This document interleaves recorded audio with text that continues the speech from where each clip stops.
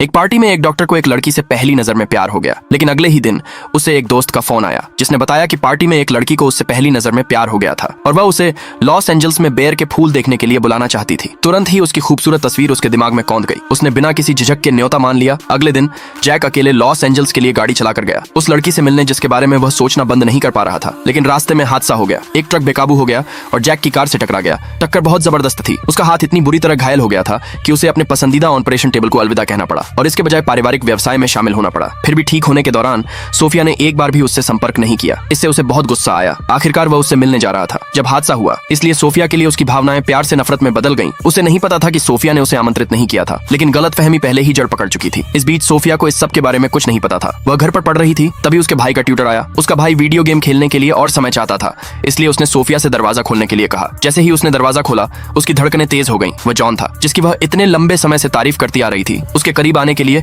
Sophia जानबूझकर dorm में चली गई। उसे पता था कि जॉन और केली बचपन के प्रेमी थे। वह किसी और के रिश्ते में नहीं पड़ना चाहती थी, इसलिए वह सीधे केली से पूछने गई। जब उसे पता चला कि वे असल में कपल नहीं थे, तो सोफिया ने हिम्मत जुटाई और जॉन से अपने प्यार का इजहार किया, लेकिन उसने उसे ठुकरा दिया। दुर्भाग्य से एक सहपाठी ने यह सब देख लिया। अगले दिन अफवाहें फैल गईं कि वह एक रिश्ता तोड़ने वाली है। अपना नाम साफ करने के लिए उसके पास जॉन को मैसेज करने के अलावा कोई चारा नहीं था, ये पूछने के लिए कि क्या उसकी कोई गर्लफ्रेंड है, लेकिन जॉन ने कभी जवाब नहीं दिया। इससे सोफिया ने मान लिया कि जॉन और कैली सच में साथ हैं, इसलिए उसने उसका पीछा करना छोड़ दिया और स्कूल छोड़ दिया। एक साल जल्दी बीत गया। सोफिया ग्रेजुएट होने वाली थी।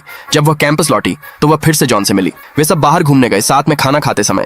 जब ग्रेजुएशन के बाद नौकरी ढूंढने की बात चल रही थी, तो सोफिया ने बताया कि वह अपनी मां के साथ रहने के लिए लॉस एंजल्स वापस जाने का प्लान बना रही है। इससे जॉन थोड़ा उदास हो गया। अलग होने से पहले जॉन को उम्मीद थी कि सोफिया वाशिंगटन में ही रहेगी। उसने उससे कहा कि उसे अपने परिवार पर निर्भर नहीं रहना चाहिए और आत्मनिर्भर बनना सीखना चाहिए। इस बात से सोफिया को बुरा लगा। यह साबित करने के लिए कि वह खुद नौकरी ढूंढ सकती है, उसने एक जॉब फेयर में जाने का फैसला किया। लेकिन फेयर में सोफिया रास्ता भटक गई और उसका समय खत्म हो गया। उसके पास अभी भी 3 रिज्यूमे देने बाकी थे। जॉन सोफिया को अपने पास रखना चाहता था, इसलिए उसने उसका रिज्यूमे ले लिया और अपनी बहन से मदद मांगी जो काइल ग्रुप में काम करती थी। जब वे बात कर रहे थे तो जैक ने गलती से सोफिया का नाम सुन लिया। वह अब काइल ग्रुप का CEO था। वह पास आया, जॉन के हाथ से रिज्यूमे लिया और सच में वहां उसी लड़की का नाम था जिसे वह कभी नहीं भूला था।